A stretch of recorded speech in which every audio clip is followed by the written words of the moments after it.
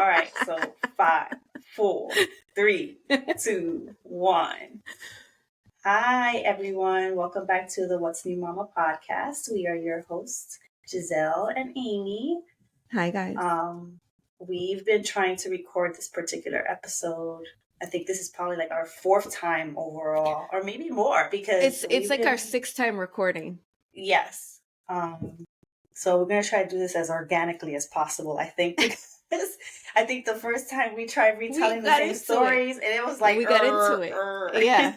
Yeah. It was. Yeah, we it really was got a huge. into it the first time, and it was really good. But now it's like if I sit here and try to retell exactly what we did the last time, it's not gonna be genuine. It's not gonna work. Yes, it doesn't work that way. No, unfortunately, that's not how we do things here. No, it was just weird. I don't know. It was something on the software that we use.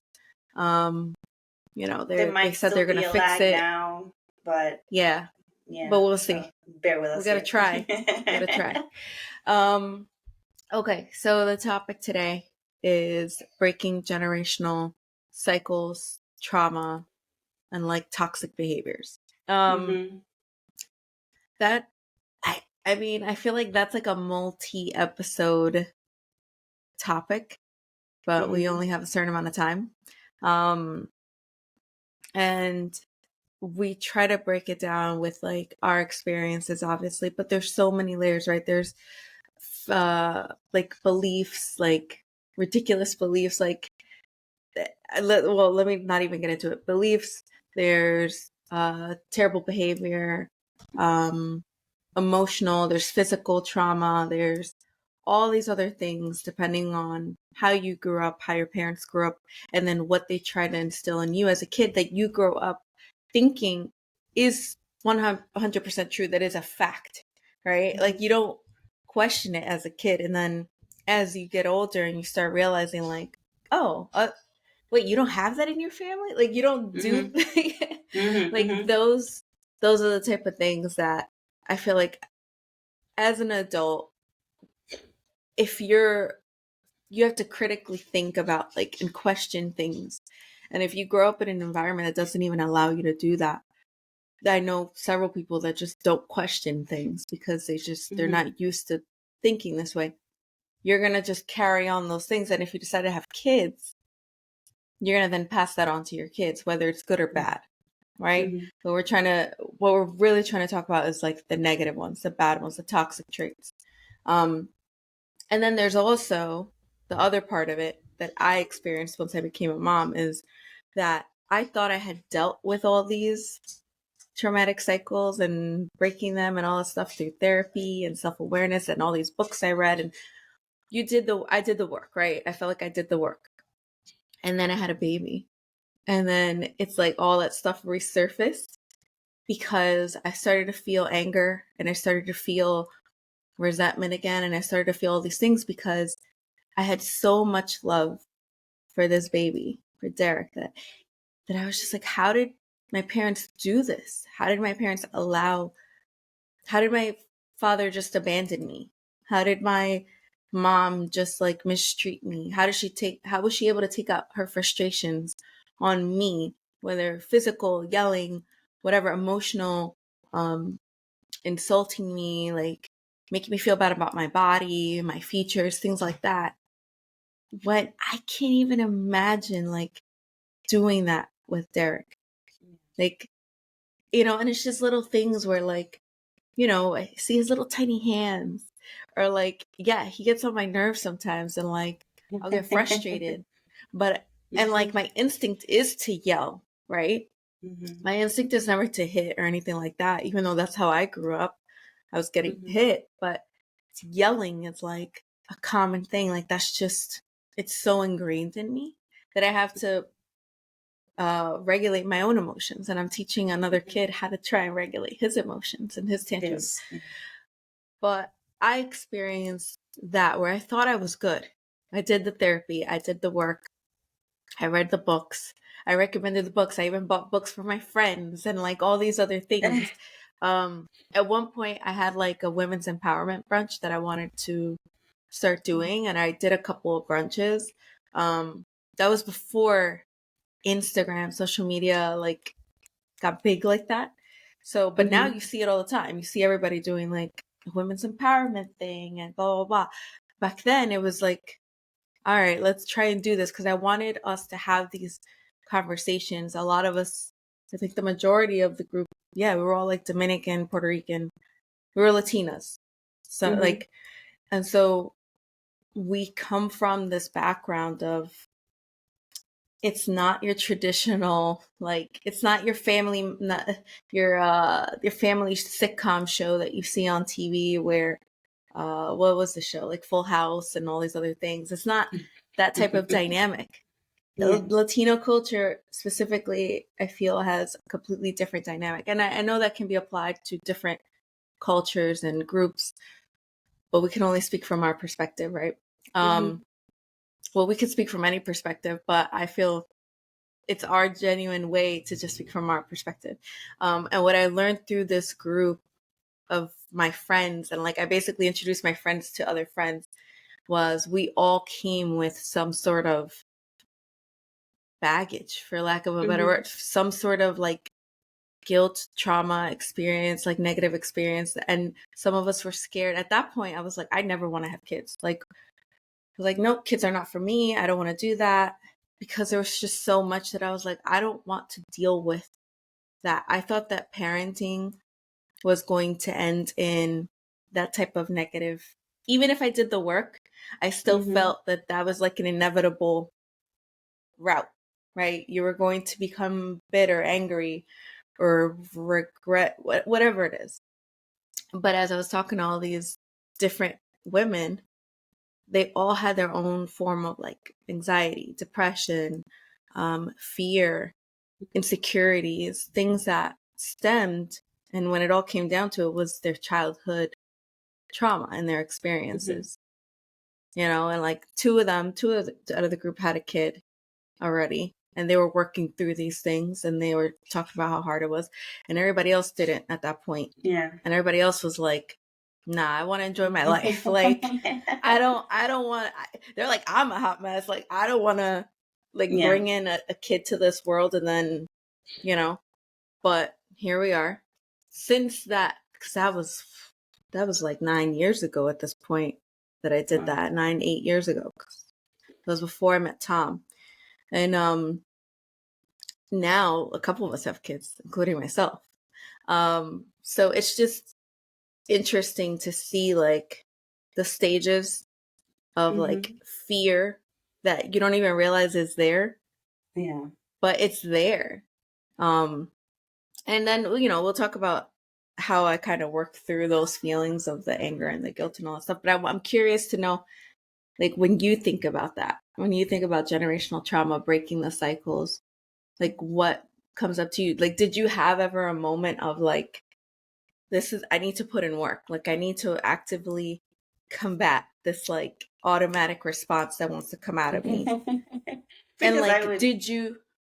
and also, did you do that work before having kids, or was it like something that you realized after having kids? I already knew I had anger issues just from like growing up Anger and issues are getting. different than. No, no, no.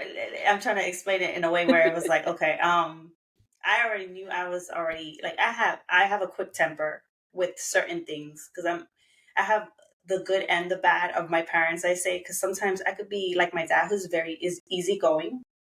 Okay.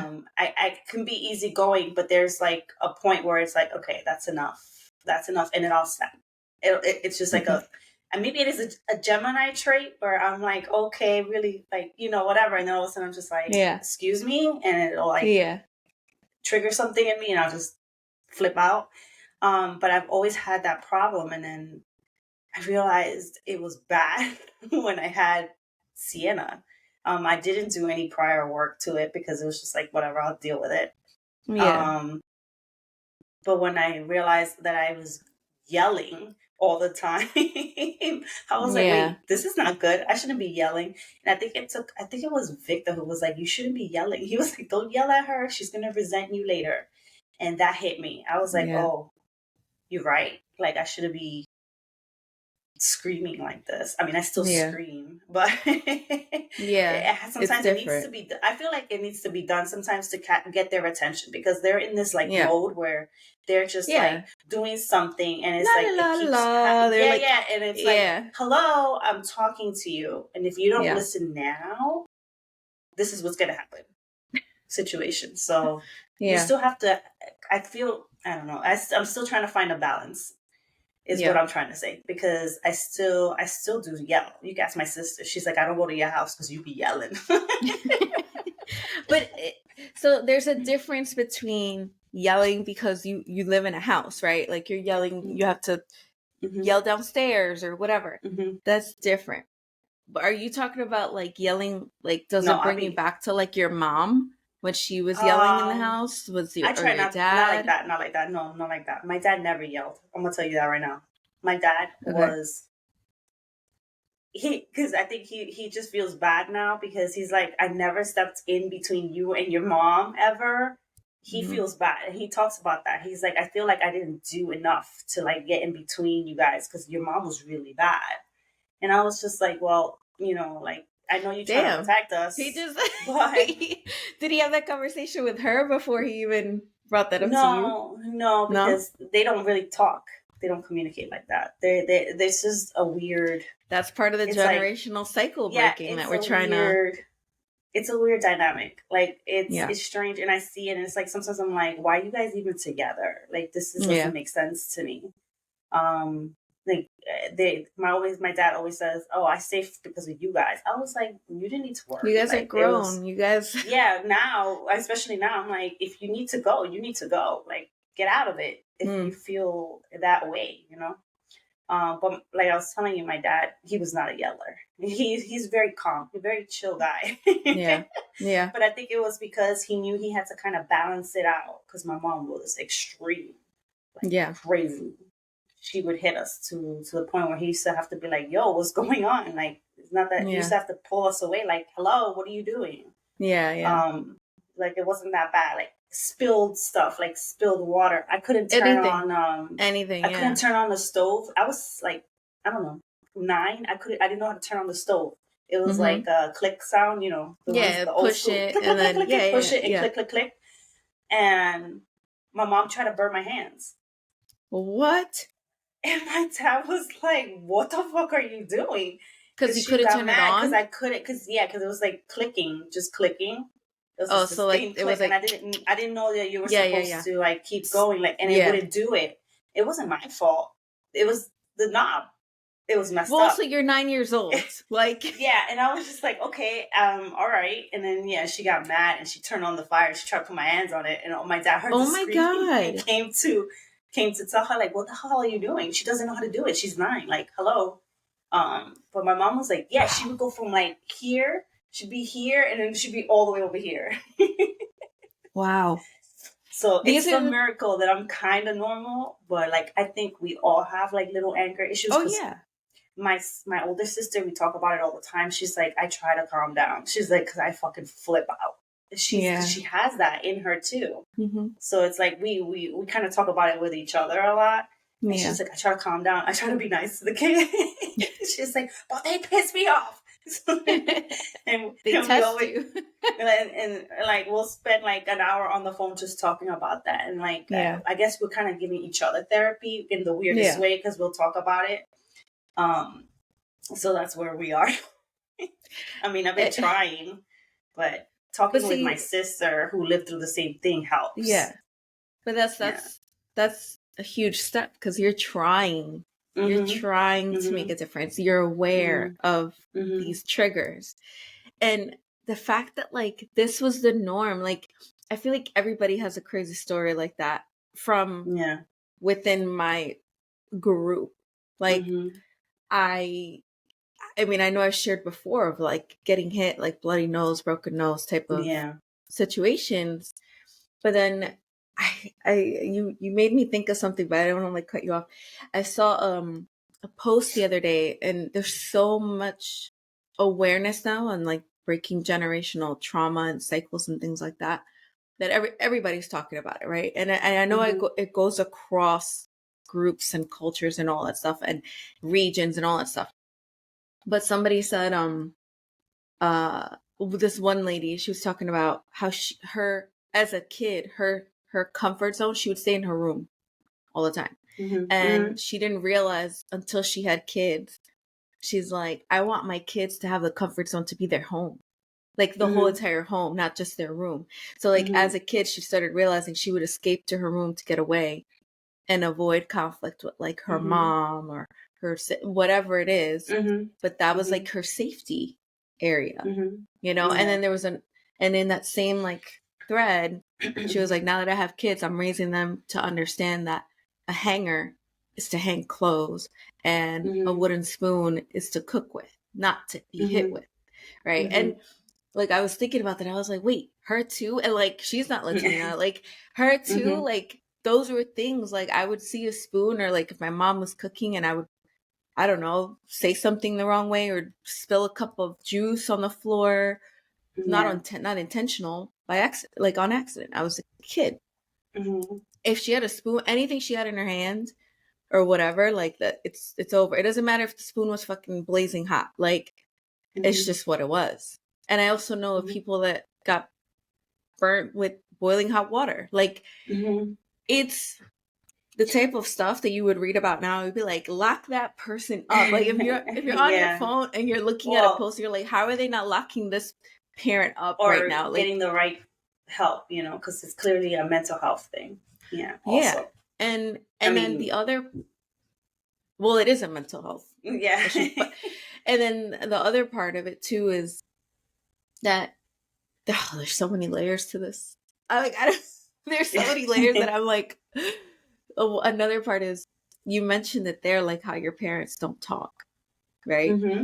Like you make a conscious effort to try and communicate with Victor as much as you can because you have to. You realize you have to. And like even steps like that, that's breaking a part of the generational like trauma and cycle that you grew up thinking was normal. But that one's easy because that one is like, why would I not communicate? You, but it's not easy for everybody. Yeah, because I'm like, why would I not communicate? Just like learning from my parents, I'm like, why would I not say how I feel? Because see my mom and the way they used to treat each other, I'm like, whoa, like I wouldn't do that. Like I think I learned that was probably the easiest thing to learn. Yeah, you learn like, when not to be like. Yeah, I'm not doing that. Yeah. Because I see it. And then on top of that, then how, like I grew up, like, I don't know if your parents did this as a kid, but one would talk crap about the other to me. Oh, you get caught in the middle, right? Yes. Yes. And they that's another. Now. They still do that that's now. You brought it up because how he said that about your mom. And I was like, oh, like, but you're an adult. I feel like it's different, but when you're a kid and you have two parents literally talking crap about one another, they used to. I mean, when I sit down and think about it, I'm like, oh wow, okay, they used to like say bad things about each other when when the other one wasn't around. I literally had my parents ask me like, whose side do you choose? Like, I'm 7. Like, I remember vivid conversations where I was exactly at that point. I shouldn't have these childhood memories, but I do. Like Tom, we talk about like the other day. I don't know. Yesterday we were at Costco, and we saw like kites. And he's like, I bet you've never flown a kite in your life. I was like, no, I haven't. He's like, and then we both like basically said it there because I had no childhood. That's right. Like, and it's a joke now as an adult because I try to make sure that my family will never be able to say that. Like Derek will never be able to say like he didn't have a childhood. Like he didn't enjoy the innocence of being a child. And if Tom and I argue or fight, I try to make a conscious effort to not, even though Derek is young, but not to be like, oh, your father wants to, like that type of dialogue, like all those little things add up. And when I look back at all of that stuff, I'm like, which sidebar, since being with Tom, I've done so many things. And when I was by myself, because I was by myself for so long, I did all the things that were kid-like that I didn't get to experience as a kid. Like I tried to fulfill that part that I felt I needed that I didn't realize I was missing until I dug deep and I was like, oh, I've never done these type of things. And it's a normal, or like when I went to Disney World again with I'm gonna say the Tom, same thing. I was like, like, I went to Disney like 5 times already. I'm like, so I'm not a that fan. I'm helps. not a big fan of Disney, which Tom has the theory that it's Uh-huh. because when I went with my dad and like Oh, okay. one of his girlfriends Okay. and my half sister and whatever. Mm-hmm. So he has that theory, which honestly, it's mind boggling that I've never considered that to be the reason why I'm Connected it. so Uh-huh. anti Disney. Mm-hmm. But that makes sense. Mm-hmm. That makes so much sense. And but yeah, anyway, so that's another part. But being with Tom, I've been able to like explore different parts of me and Mm-hmm.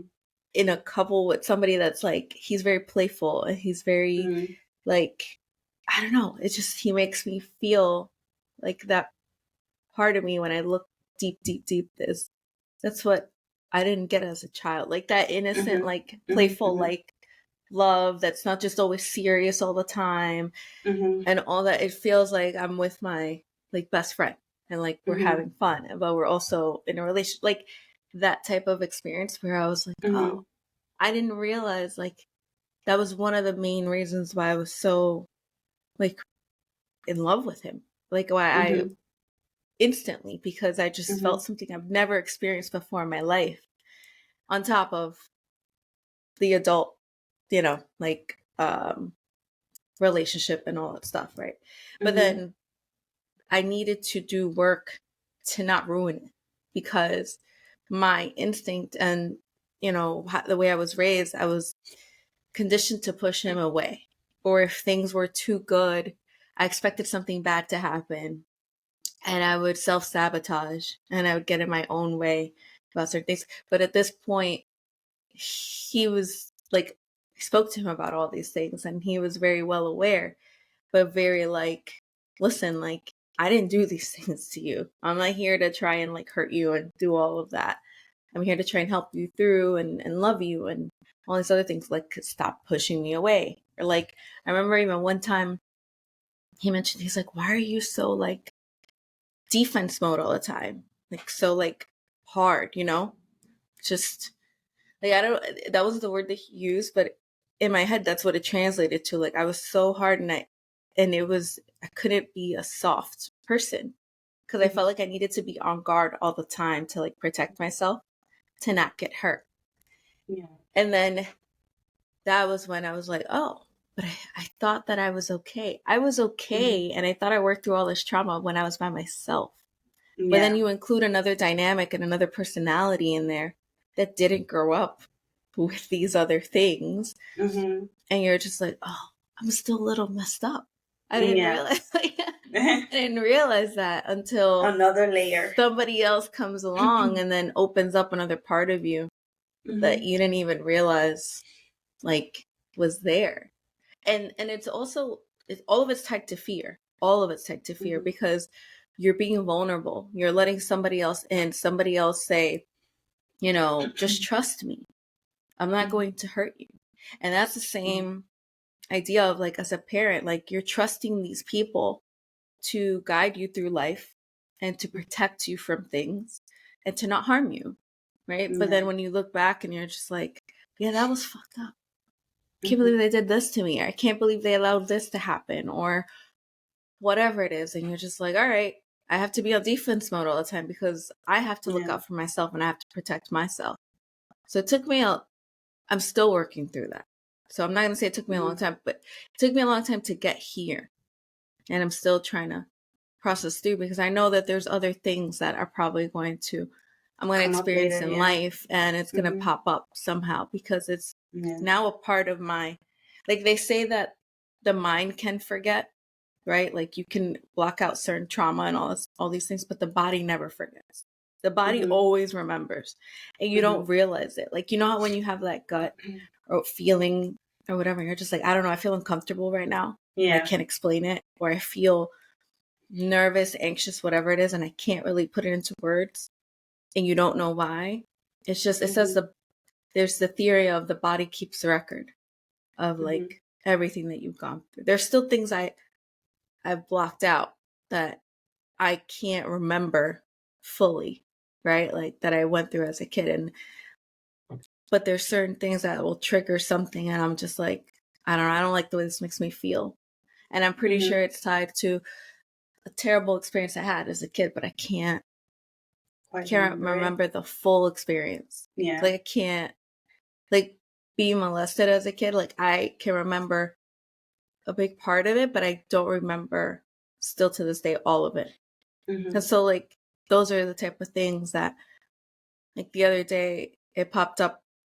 I won't get too into it, but it popped up again, and then I was talking to Tom about it, and I was like, I can't sleep. Like I just keep thinking about like all this, and like he just like held me and like was like I was crying and like I was just going through, and I was like, I just can't remember. Like I don't, and it's, the fact it's that just your brain doing like a defense mechanism. It's protecting you. Yeah, it's protecting you. But your body remembers. Like you know, like I know that there was more to certain things, but I just don't remember. And even something not even as traumatic as that, it's like seeing how my parents interacted with each other, seeing how we were put in the middle of things, understanding that even through the rough stuff, like still to this day, my mom will be like, tú no le puedes decir todo a Tom. Tú tienes que quedarte con cosas, whatever. I'm like, why? Like, we're in this together. We're a team. We're working through it together. Like, but she just didn't have that. She doesn't have that experience on like having somebody that's truly in your corner and like saying, I got you. Don't worry about it. Don't stress it. Do you feel like now you still have, well, you just said with Vic, you obviously have that connection, you have that transparency. Yeah. But do your parents ever comment on things like that? Well, my dad, I think the best piece of advice he gave me was don't he was like, whatever happens with you guys is with you guys. Don't share with us, because he was like, I don't want to change my perspective of what kind of person he is. Yeah. He's like, don't tell me. Basically, like, don't tell me, don't overshare with me or your mom. That's you guys. And I think that's the best piece of advice that he's given me. And I think I've been pretty good about not complaining or saying bad things about Victor at all. Because obviously there's stuff that like he'll set me off, like putting blinds during what is it? Was it Thanksgiving or something? It's Thanksgiving, I think. Yeah. Thanksgiving or Christmas. It was one of those two major holidays. Christmas, yes, it was Christmas. Christmas, because it was when you were healing, right? Or right after, right before. Yeah. So that was like the best piece of advice he gave me. You're going to get into arguments. You're going to get into disagreements. I think, like, that's one of those things. Like, okay, so like, not just with your parents. Like, do you talk to your friends about it? Do you talk to your sisters about it? Like, my sister, well, maybe like I think the only one I have that relationship with is with Sharon, but that's because she's also single.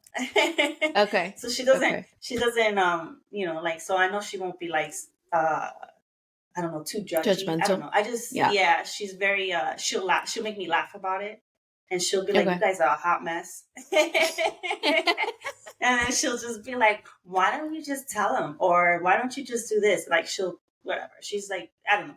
Our relationship is a little different because we're closer in age. So like my older sister, she's I want to say she's almost like a decade older than me. So there's a little bit of a difference of even thought processing with certain things. So difference in generation, So like for her, she's more about like being home and wanting to cater to her man all the time, And it's like I'm not that way because it's like I have other things I have to do, and then her kids are older too, so. It's kind of like, it's a different, that dynamic's a little different with them too. But I don't want to discuss that here. So what I'm trying to get at, like, let's say you, with your mom friends and like, just overall, like, let's say you and Rick just got into an argument.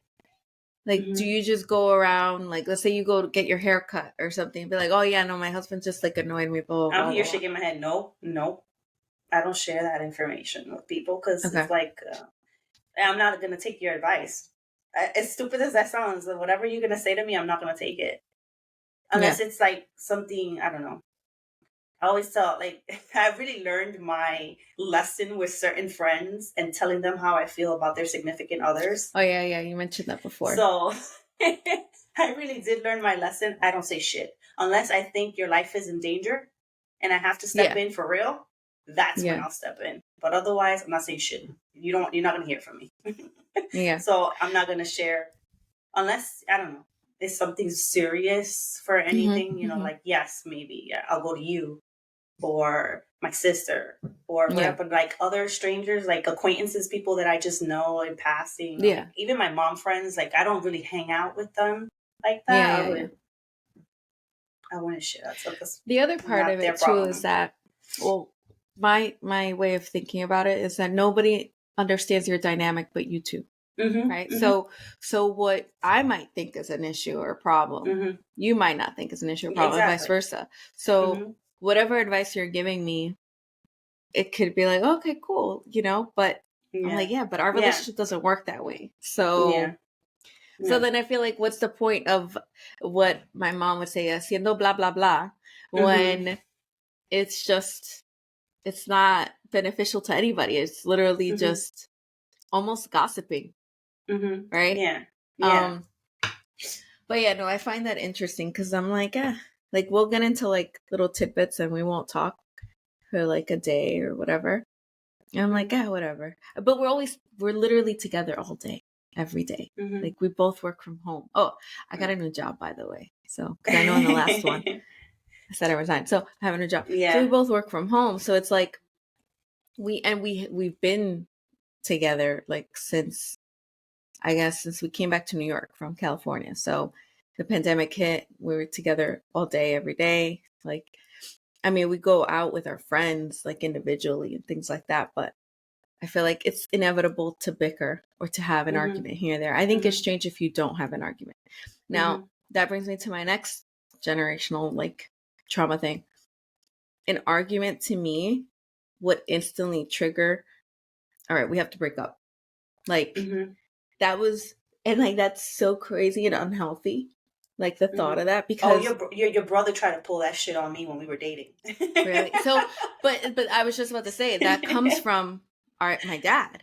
That comes Yeah. from him Mm-hmm. because that's Yeah. what he does. So anything that he didn't like, well, it was a little different because he wanted to go ahead and basically just have all these relationships and have all of them accept it and be like, you got to be cool with me living in this house, living in that house, having a kid with this one, and whatever, This is whatever, in right? Utah.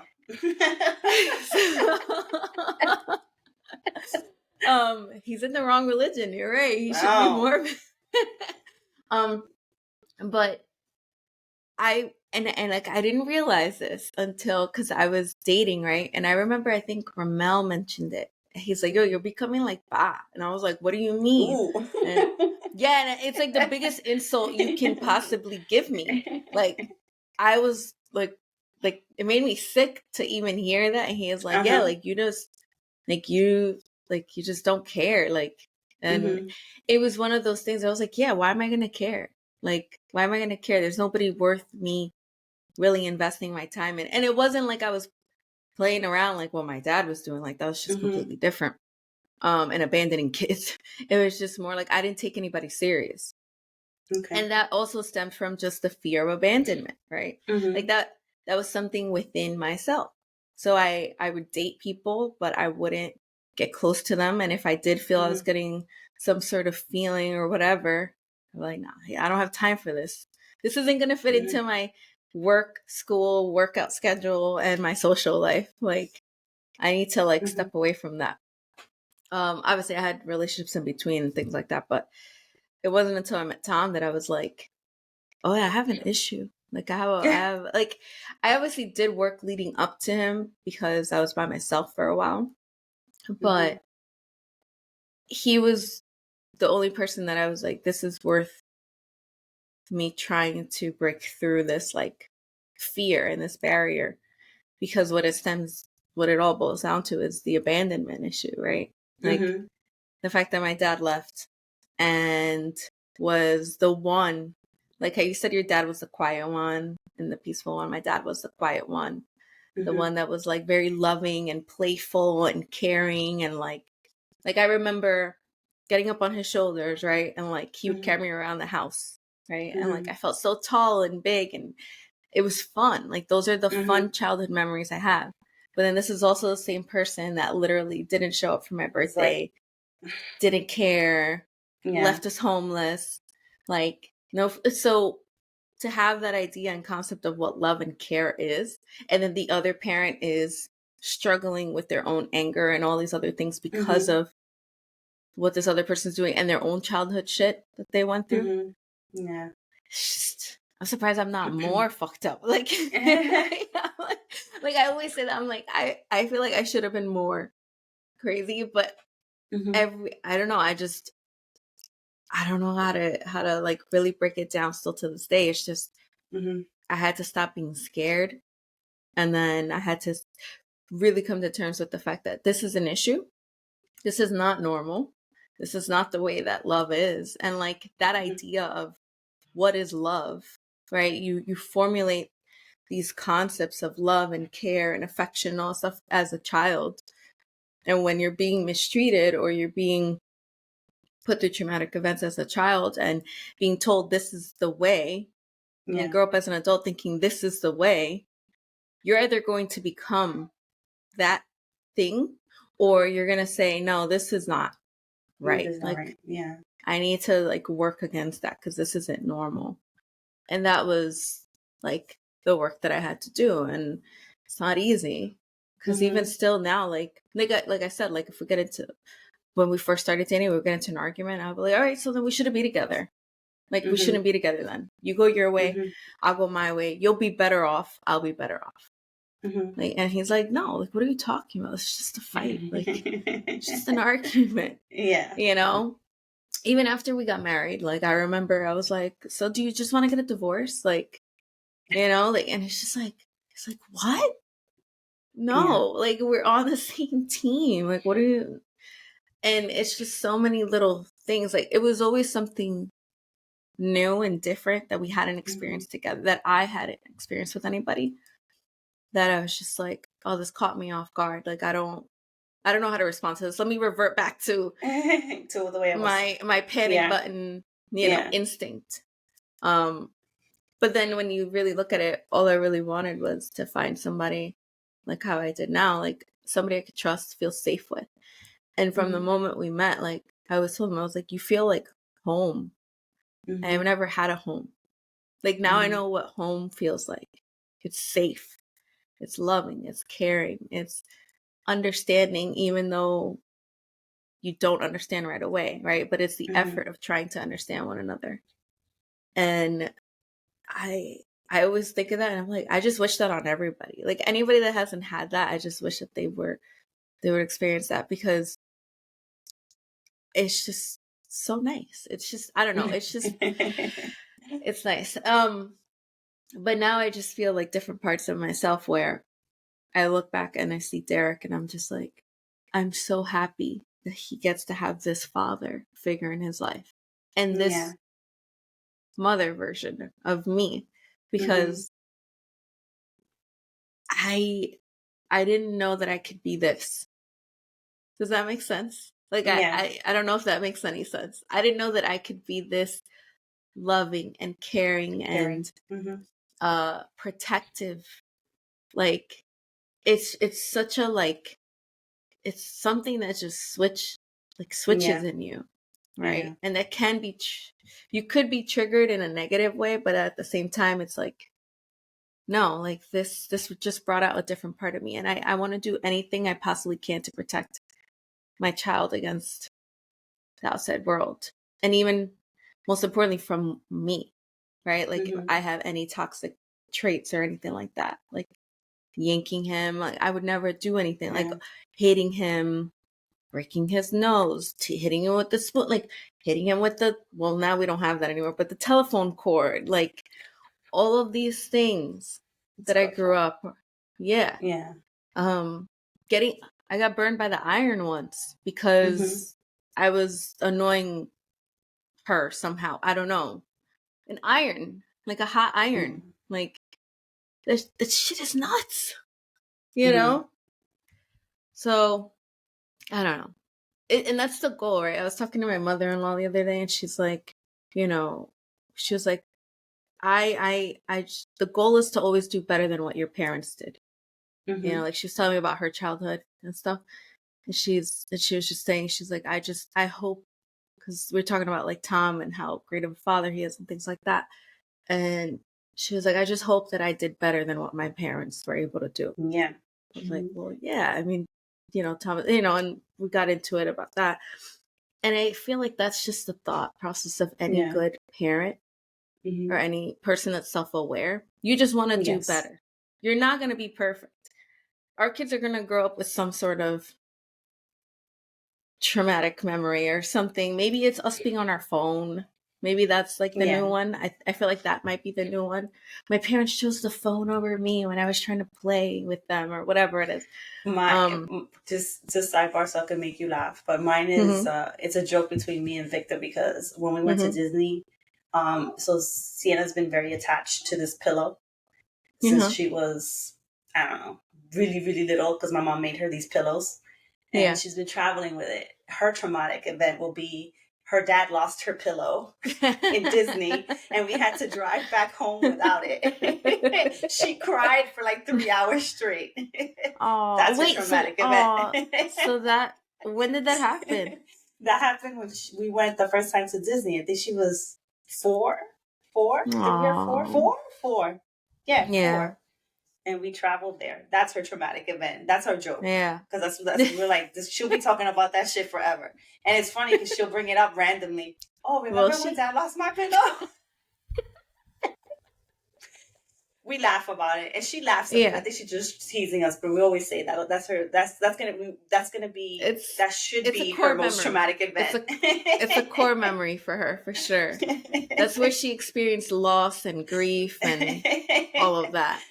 Yeah. Isn't it? It's crazy. Like when you think about like those terms, like the core memory. Like what was it? What's that movie called? That they're coming out with a part 2. It's animated. I'm so excited about it. We talked about it on another podcast. They're talking about feelings. They're talking about feelings. It's a Pixar, I think, movie. Oh, okay. I know what you're talking about, and I just can't think of the name.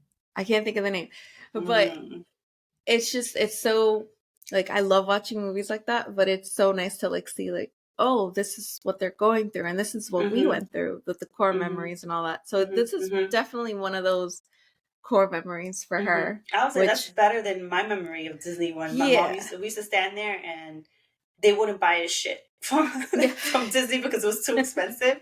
We had our sandwiches with us, and my mom, I remember particularly, she got pissed off because I started nosebleeding because it was so freaking hot. Oh wow! And she got mad because I was nosebleeding. She hit me. I was like, "I'm nosebleeding." She hit you because you have a nosebleed. Yeah. Like, and I got my shirt dirty, and I was like, "Bro, it's hot." Yeah. Yeah. So yeah, see, like where does that come from? You've never had that conversation with her? With my mother? No. Yeah. She doesn't like talking about that stuff. She knows she messed up, and I see it, like the way she treats me now, and I know she knows she messed up, and she'll tell me, she's like, I'm dealing with a lot of stuff. Everything's coming back because she went back to Nicaragua. She's sold her house. She got rid of her childhood home. So she came back and she was very depressed. There's no other way to put it, right? Like she couldn't sleep, she couldn't do anything. And she told me she's dealing with all this like childhood trauma and like all these memories that are coming back. And she's like, so she's like, I don't want to talk about it. But that's a big step though. That she's like, I know they're there. She's like, I know they're there. And she's healing through us, like watching my kids and hanging out with us and coming here and just, being with them. So she's working through it in her way. Yeah. That's how she wants to deal with it. That's a big step that she even mentioned that. Yeah. That she's like working through I was like, oh, okay. Okay. So then look at all that, right? So do you feel like you had the emotional and physical, like traumatic cycles that you needed to break. Like I'm emotional, physical, I'm like sure what there's else? like stuff that'll come out Mental. later on, with other things. Like I'll remember. I know, like I always talk about this. For prom, my mom broke my dress for prom, and because it only came up because Sienna asked me. I don't know what we were talking about. She's like, "Oh, something about prom." I don't know if she saw something somewhere, and I was telling Yeah. her, "Oh yeah, it's a big dance for when you're like gonna graduate high school." And she was like, "Oh, what did you wear?" And I was like, "Oh, I wore this teal dress, like a turquoise dress." And she's Hmm. that's her favorite color. So she was like, "Oh, I Yeah. want to wear it. I want to wear it. Do you still have it?" I was Yeah. like, "Yeah, it's somewhere in the attic, but it's broken because your grandma broke my dress." Oh. And she was like, "Oh." And I didn't want to get into it with her, but my mom actually, I don't know, she got mad because I didn't go with her to choose my dress. I went with my dad instead because my dad was paying for it and she Oh. didn't want to go. And she got mad as she was helping me zip it up and she broke like this beading that was on it and all the Yeah. beads fell out and I had like half of the beads missing. And then she had to like Oh. tie it up so I could wear it because it was before my prom.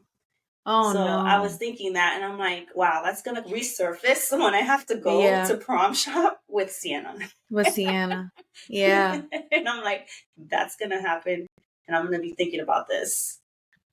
So yeah, I know it's not gonna be something easy. It'll come up like you No. said. Stuff comes up just with random shit Yeah. that happens Well, it in your came up day. with I don't know if we talked about this in one of the takes that we tried And to do, but we had technical issues with the food, right? With Sienna because she wasn't oh eating, yeah, yeah, yeah. She doesn't eat. She's and a like very picky you eater. said you were a picky eater, and like Hmm. you And were I was talking like about your super. mom, right? Yeah, so I was like super skinny.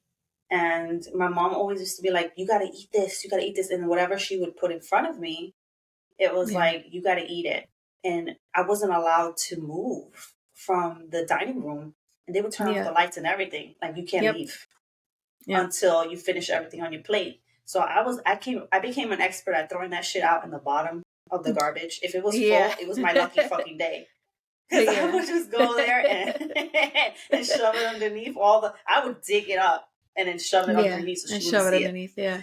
Um, and then, yeah, so with Sienna, I try not to do that. Like, I know she's thin, but I'm like, and I'll point it out. I'm like, you're really skinny. Like, you're not supposed to be seeing your little bone here. And I was like, you Yeah. gotta eat something other than pasta and bread. But then you also have to Gotta have consider some protein. genetics because you Hmm. and Vic are both naturally skinny. Like Hmm. you guys are both naturally slender. Like Hmm. Vic was always skinny until he Yeah. started lifting weights, you know?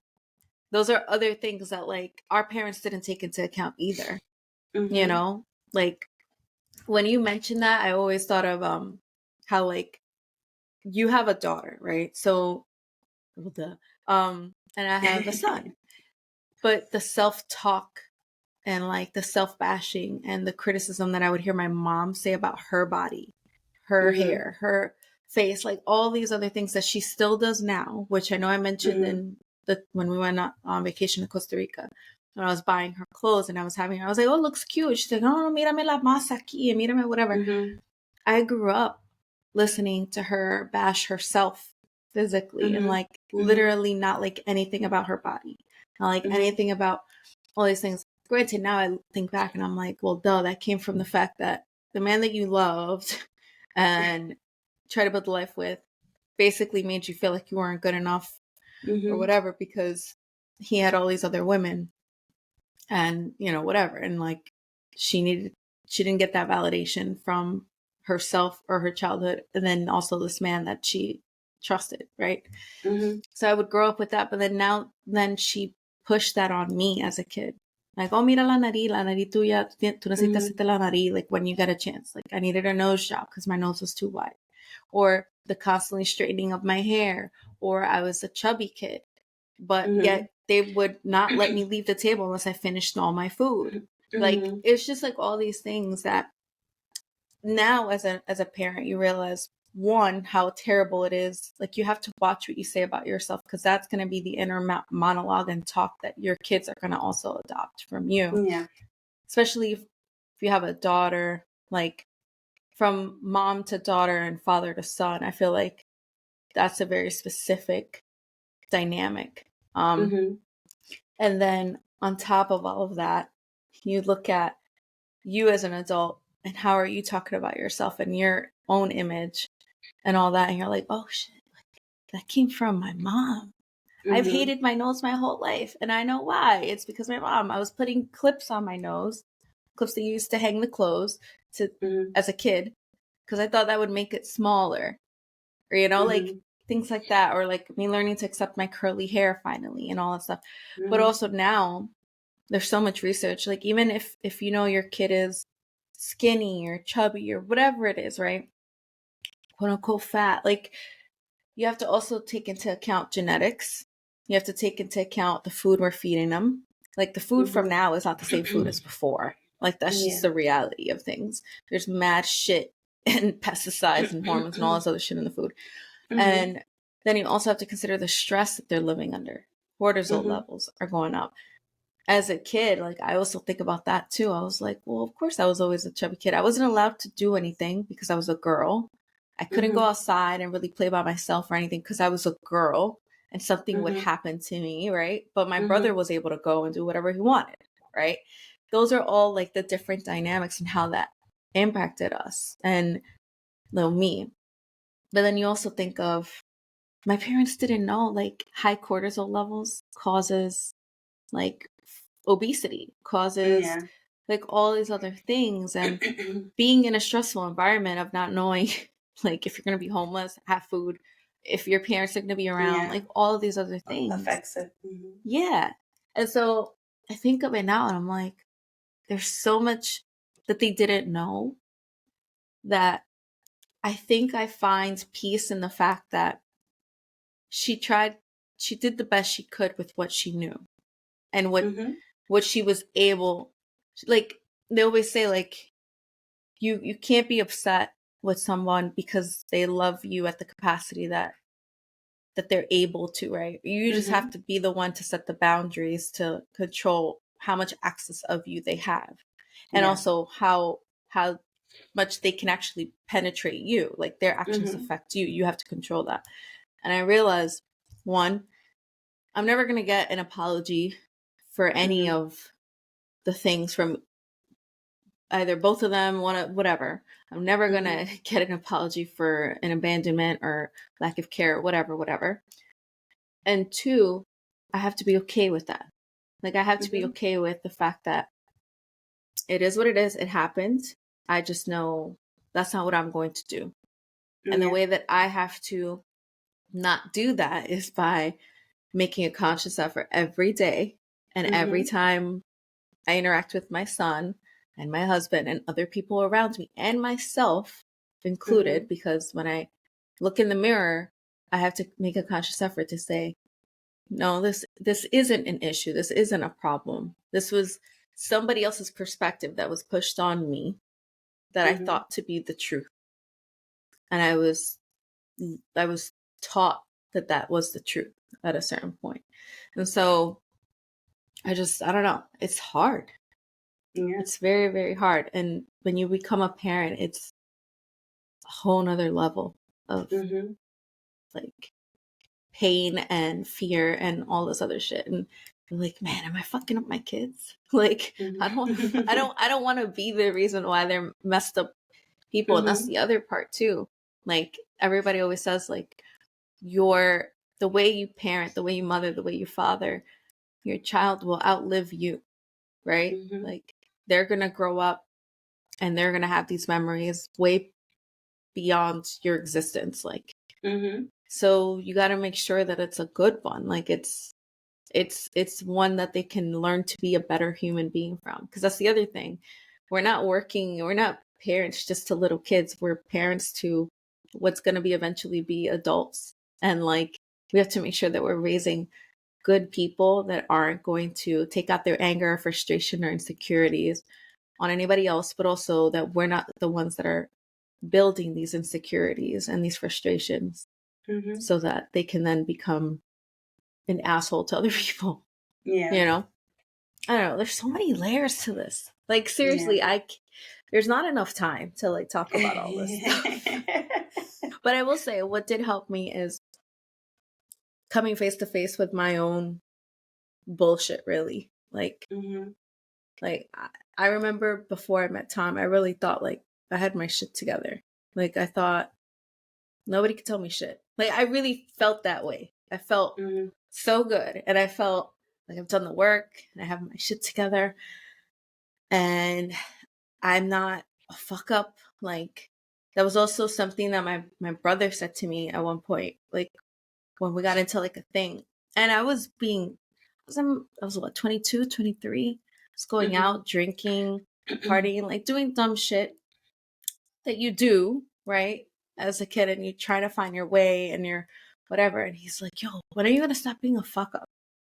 And like I remember that, and it was just like, oh, like he said that to me. It wasn't my mom, it wasn't my dad, it wasn't. Mm-hmm. And like that was somebody that holds weight in my life. Like his opinion Yeah. matters, you know? And Mm-hmm. so it was one of those like, oh, and then my nephew was born. And when Mm-hmm. my nephew was born, that's when I literally like I was like, I don't want him having a negative influence. I don't want to be that negative influence in his life. And Mm-hmm. that was when I changed completely. Mm-hmm. So I always mark his birth and like him coming out. Like he wasn't my son, obviously, but I Mm-hmm. felt like I had to become a better person because I didn't want him to be like, oh, that's my crazy aunt. You know, like I didn't want to be that. And that was when I like turned everything around and like started to like do the work and Yeah. whatever. But then there's other layers that came along, like once I got into a serious relationship or once I became a parent, where you're just like, oh no book is gonna. What are you? What is it? Yeah. What to expect when expecting? That shit doesn't talk about any of that stuff, you Yeah. know. But anyway, anything with you about any So of I think those? I just want to say like the takeaway for this is then Yeah. even though you think you've done the work and you're by yourself, expect to do more work because Yeah. it'll change. It'll change when you reach another level in your life. Yeah. You'll have something else to deal with. So Yeah. don't be like, what the hell's going on with me? Or, Yeah. get yourself down about what's going on at the moment. It's just that you have to work through another thing. Yeah. Yeah. It's never done. It's never done. No. And I think that's also just life in general. Mm-hmm. When I like if you're still the same person that you were a couple years ago, I feel like that's a problem. I feel like if you're not growing, no, seriously. I just feel like if you're not growing or if you're not saying like, "Oh wow, I learned this now." And I'm aware of X, Y, and Z now or whatever. Mm-hmm. I feel like what's the point? Like what's the point of living? Like I don't know. I'm not a spiritual person or any of that stuff, but I just feel like if you're not exploring and you're not growing with each, experience and moment that you go through, then what are you doing? Yeah. I don't know. Every interaction, like you're not going to be perfect. There are people that like I've snapped at and I'm like, man, that was stupid. Mm-hmm. Or like when I was pregnant with Derek, there's like this moment of like, I know it was hormonal, but that's not an excuse. But still to this day, I think about it, I'm like, oh, I made such a big deal out of nothing. With like these strangers. But point is, it's just, I don't know. I just feel like that's our job to evolve. And you have little people, like these little kids that are watching you Mm-hmm. explore life, and the way that you engage with other people, the way that you treat other people, the way you speak about them behind closed doors when only your family is around. Those are all things that they're going to retain. Yeah. And whether you're with the person that you co-created with, right? Or you're co-parenting or whatever it is. I think it's important to not involve your kids in whatever drama or whatever dynamic it is that you guys are experiencing, because just because that person wasn't right for you doesn't mean that they're not the right parent or whatever it is, right? Mm-hmm. And I think you have to let your kids make that decision for themselves, because they're going to eventually see it. There's only so much they can hide behind trips or toys or whatever Yeah. other things that they can buy and disguise their love with, you know? So that's my takeaway from certain. No, there's too many other things. I can't even get into it. We don't I have the know. time to do that right now. We really may have to do a part 2. But yeah, so that's I don't know. Do you have any other points that you want to And bring up? I'm trying to think, is there anything we wanted to say about breaking the cycles other than sitting back and understanding where those feelings are coming from and how to deal with them? Well, I would Because I know say, you did mention you did some work. Is there any like a book or something that you think might help someone if they want to at least try to start looking at healing themselves first? well, there are books, but I also Mm-hmm. feel like a book that spoke to me may not speak to you. Mm-hmm. So that's why I hesitate with even Like like, recommending something. yeah. But I will say that Okay. even taking the first step of exploring, like, Mm-hmm. what can I do? Or where in my Okay. life am I being the toxic trait? Am I being the toxic person? You know, because you may not realize it. And you're like, oh no, like everything's fine.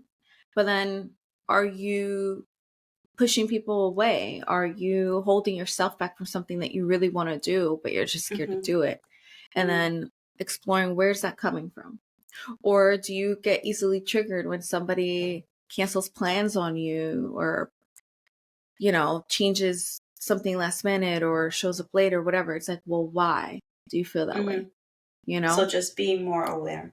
more aware, because it looks different for everybody, Mm-hmm. you know? And I have a theory. I tell Tom all the time. I was like, I don't think that there's anybody out here that doesn't suffer from anxiety, depression, or has some sort of trauma. I just feel like we all have our some people are better at others at keeping it like Masked. wrapped up. Yeah, Mm-hmm. masked, or some may not even know. Like Mm-hmm. some may just like think they're completely fine until Mm-hmm. they actually experience something, and then it pops up. And they're like, Mm-hmm. "Oh, I didn't know where all the shit came from." It's Mm-hmm. like it's all coming up somehow. Um but I will try to say that becoming aware is important, but where are you in your own life being Mm-hmm. that toxic person, or having Mm-hmm. those toxic behaviors for you or somebody else, right? It doesn't have to be kids. It doesn't have to be any of that. It could be coworkers. It could be friends. Like, are you constantly dismissing your friends when they're saying something like, "Oh, look at this is so cool. Like, look at what I whatever," and you're like, "Oh, well, actually, like that's not right," or whatever, whatever. That was another thing that I found myself doing too. Like, I would not dismiss, but I would just be like, in my head, I would be like, "Oh, like that's just dumb," or whatever. Like, Oh, I'm not okay. expressing it right. I'm not expressing Mm-hmm. it right. It's like let's say somebody talks about a celebrity or something like that, and I'm like, oh, all that shit is fake anyway. Like all that's Mm-hmm. scripted or planned or whatever. Like I was a cynic in that way. But Mm-hmm. I'm like, yeah, but this person's actually into this, so let me not be Mm-hmm. an asshole and like Mm-hmm. just like shut it down. They actually want to talk about these things. It's something Mm-hmm. of interest to this person. So why am I Shutting it just down bash? almost. Yeah, Yeah. exactly. Exactly. So, and those are things that I remember, like my Mm-hmm. mom would do. She still does to this day, you know? So it's just little things like that. Yeah. Like, think That of the little reminded me examples. of like what I would do. Like someone would be like, "Oh, I'm doing this." Well, then I'll be like, "Oh, well, I did," and then I don't do that anymore. Ah, okay. I don't. I Yeah. don't try to like start almost like change the conversation back to myself. I used to do that a lot. Yeah. I don't do that Oh, anymore. yeah. I try not to do that anymore. Like it takes all the willpower not to not to say, well, I did it this way, or I did this, and I just Yeah. try not to say that. I'll like, oh, okay, so what do you think you should do here then? I don't. Yeah. I think that should have something to do with like just with the friendships that just didn't work out and stuff with me, including my 2 cents. No, I don't do that no more. Yeah. Unless they ask you for it, Yeah. then that's different. Yeah, yeah. But I don't do it no Um, more. And then also, I will say this is another really big one. Look back in your past at the relationships you've had. Look at one, who you were in that relationship and how Mm-hmm. you acted, and then obviously who that person was, how they acted. But most importantly, what do you think attracted that person to you and you to that person? Because I feel like there were toxic relationships that I've been in Mm-hmm. because I felt that was the love that I deserved, right? Okay. Because I was also having negative self-talk about myself Mm-hmm. and all of these other things. But once I changed the way that I viewed myself, did the work, and like really was like, that's not love. That was not love. That was, I don't know what that was, but that wasn't love, you know? And Mm-hmm. it was almost like I was in certain relationships that I felt like I was punishing myself for, I still don't know, but just whatever it was, where it was like, why was I still there? Why was I there for so long? Those are the type of things that I would tell my mom, like, why'd you stay there for so long Mm-hmm. when you were clearly being abused one way or another? Mm-hmm. Those are the type of things I would say look back, because you may not be able to predict your future, but I feel like when you look back at your past, you can look at where you've been, you can look at how you've grown, or, the things that you've gone through, and you can say, I can do better. I should do Mm-hmm. better, or that was actually good. I should keep doing this and keep this part of how I interact with people. And I think you'll learn more about yourself when you're able to really look back and say, not just look at the other people around you and how you interacted with them or how they interacted with you, but look at who you were in those Mm-hmm. scenarios. Because, and I know I mentioned it before, where I've been in abusive relationships where I eventually became, verbally abusive, or like that person, because I was just so angry and I didn't realize where this anger was coming from. Mm-hmm. And so it's impossible. And what I say with that is, it's impossible for you to get into a healthy relationship with somebody else when you're being a toxic person, but you're not realizing that you are, because that person's not going to tolerate that. And you're also not going to attract that type of person. You may fool them in the beginning, but that it's not going to last, you know? So yeah, I would say look back and say, like, where is this coming from? Where's this behavior stemming from? I don't like this about myself, but why? Mm-hmm. And what can I do to change it? Or if it's a physical thing, right? If you're like, oh, I don't like my body, I don't like this or whatever, it's like, well, where is that thought process coming from? Is it because I was constantly criticized and shamed as a kid because beauty was taught to be straight hair and whatever it is, So I would say look back and see where it's coming from. Because once you know where it's coming from, it's easier to kind of break down and like move past it, Okay. You're like, yeah, sure, okay. um, but yeah, that's all I got. When it comes to kids, I would say use the reminder of, and I saw it, and I think I mentioned it before, like hold their little hands and like look Mm-hmm. how tiny their little hands are when it comes to your hands. It's like, look at this little kid. Like they don't know like they're Yeah. not doing shit intentional to like get under our skin or whatever. They just want our attention and love. That's all it is. Like think of you as a kid Mm-hmm. when you would be annoying or whatever, or you would have a moment. Yeah. I One, you're just, processing feelings that you don't understand as a kid, but then you also want the attention of these people that you love. yeah. I focus What on were you their saying? eyes. Aw, yeah. I focus on their eyes because I feel like that's where the expression lies. So it's like if I yell or something, I notice like the fear or Yeah. something, and it's like, Mm-hmm. oh shit, no, that's not what I want to instill in them. Yeah. So I focus on their eyes mainly, Mm-hmm. their expression. I think that's a Yeah. good. Always look at them in the face. Yeah. Yeah. Yeah. That's good. Yeah, that's like heartbreaking whenever Derek has like this look of like terror, which is Yeah. usually when we go to the doctor because he feels like we betrayed him. Hmm. I'm like, don't look at me like that. Like That's so shitty. But it's like, we have to come to the doctor. You have to get checked. Yeah. But yeah, those are good. Those are good. And yeah, just if you have work to do, like, be honest about it. Be honest with yourself and whoever you're sharing your life with, because it impacts them too. And I think that's important. They don't have to be on the same page per se. Like, they don't have to know exactly what you're talking about, but I feel like if you share it with them, you can at least say, like, excuse me, like, look, this is what I'm feeling. This is what I'm going through.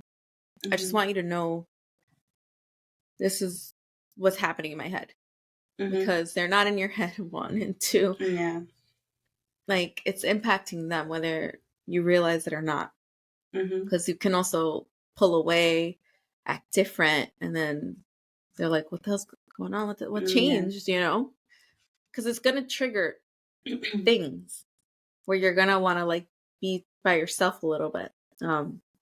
So yeah, I would say share and be open with whoever is close to you, friends, family, like, that you interact with daily in that way. Yeah. But yeah, that's all. And I don't know. I feel like we missed a lot of things, but maybe we'll do a part 2 or something where we can really break it down. I'm just thinking, like, there's a lot. There's a lot of stuff. There's a lot of things that people relate to also. As we were talking, there were so many memories that popped up in my head, like, very specific memories. And it's just, it's my life. Like, it's my life. And it's just such a dramatic and drastic change from where I am now, that it feels so long ago. It feels so foreign that it's just like, that's so weird. That's probably how it should feel. It's probably how it should feel, I think. Yeah. And I do remember thinking, with it. I will say this is like a very I guess vulnerable memory, but I do remember when I was living by myself and I was, like, really by myself and, like, digging through all these things. I remember I would sit in my living room and I would, like, cry. I'd be like, there has to be more. Like, this can't be it. Like, life can't just be feelings of regret or emptiness or lack of love or care. Like, I know that there has to be more. And I'd be like, I didn't know yet how to, like, fully navigate it. But once I opened up all this crap that I had to, like, unload and sift through and really, like, analyze, I just felt like, oh my God, like, this doesn't feel good. But I know that this can't just be it. And so it's just, you got to go through those feelings. You got to go through the feeling of, like, despair, anger, loneliness, whatever, and just really talk about it. And if it's like this in this scenario, like how you said, I asked you if you talked to your parents about it. I've tried talking to my mom about it. If you're not gonna get that closure from them, you have to be okay with that. And I think that, or from whoever it might be, right? Friends, family members, relationship, you have to open up that box and sift through it, and then be okay with that person saying, no, that's not how I remember it. Because everybody remembers everything different. And I think I said this in a previous recording. It's like, everyone has a different perspective. I lived through something, you lived through something, and then there's always the truth in the middle, but we will never meet because everyone has a different perspective. So, and like you saying about your parents apologizing, I've never, like, I always knew they are, like, a different breed, basically, from what we are. And I've never expected an apology. Never expected an apology, because that's just not who they are. Yeah. And they won't say that. They won't come out right to say it. Maybe they'll do it with actions, which might be okay, I'm okay with, but not exactly what you need. But you have to be okay, like you said, you have to be okay with just moving right along. with Yeah. them not apologizing. Yeah. I actually remember one of the books that I read, one thing that they suggested is write a letter. You don't have to send it. You don't have to give it to that person, but just write a letter to that person, whether it's your childhood self, to your parents, whatever it is, whatever you feel is causing you those feelings, write it down. It's not to mail it out or anybody, keep it in a box somewhere, whatever it is. You could give it to that person if you wanted to, but write it down, because when you put it down on paper, it's almost like a release, you know, and then you could put down your thoughts and your experience on that paper. And then you can also reopen that box and reopen that letter or email, however you want to save it years later. And then you can remember, like, wow, like, look at where I was then. Versus, that was another part. I would write down things too. Like, I used to write a lot. And like, I find like random little notebooks here and there with like little things that I've written. I was like, wow, like, that's so different from where I'm at now. Like, my thought process now. And the things that I have now in my life are the things that I wanted. Like, the things that I felt I deserved, the things that I had like prayed for, the things that I was very like, there has to be more, and I want to do the work to get the more out of my life, because this can't be it. And so I would say, do that. Even if like you're never going to see that person, whatever, and not going to give it to them, write it down. Like, just so that you have a release for it, because it does help. But yeah, that was one of the main things that I remember helped me a lot too. And, you know, you'll find good people along the way, because that was another belief I had. If I exist with this, like, I feel like I have a good heart, and I've always had a good heart, and I've always been the type of person that wants to see everybody do well, then somebody else out there exists like that. It can't just be terrible people that want to take advantage of you or betray your trust or hurt you and all these other things that I had experienced. And so I kept thinking, well, I exist, I'm here, and I still am hopeful and want to love and care for people and all these other things. There has to be somebody else out there that is the counterpart to that.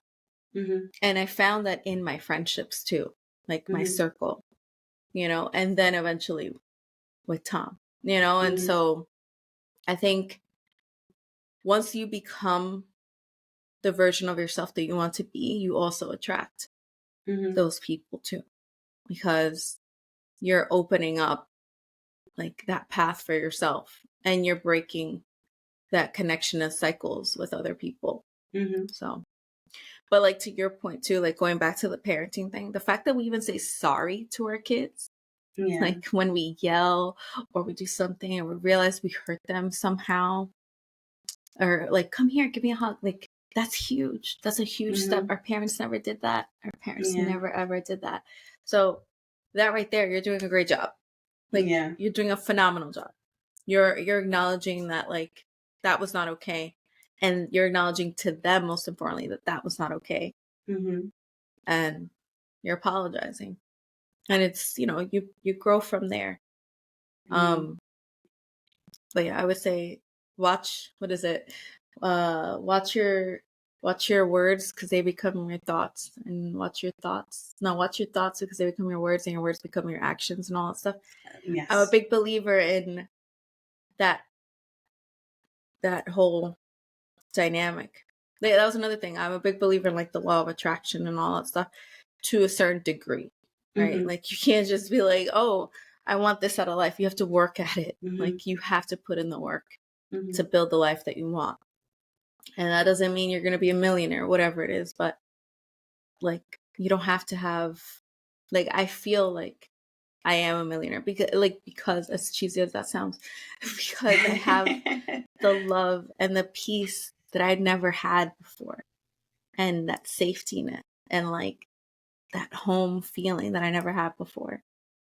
So what I'm trying to get at, your jackpot and like your wins and all that stuff is going to look different than someone Yeah, and else's. that's why I feel like there's room for everybody to win. Because what you want out of life is not going to be the same thing that I want out of life. Because there's certain people that are like, oh no, like they get jealous or like they compete. They're very competitive, and it's like, no, there's not enough room for this person because I need to take that spot.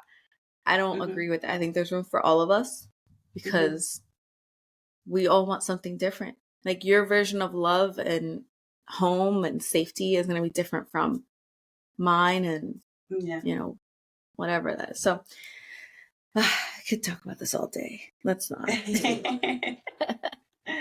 But anyway, yeah, that's my take on all that stuff without going even deeper into it all.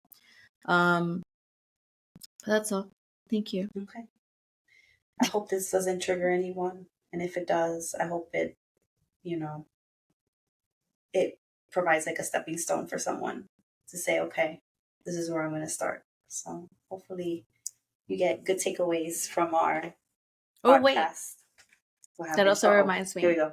No, because I forgot. This is very triggering, right? So like if you go down the memories and all that stuff, one thing that resurfaced the anger and all that stuff was questioning. I was like, my parents didn't love me. If they loved me, they wouldn't have done that.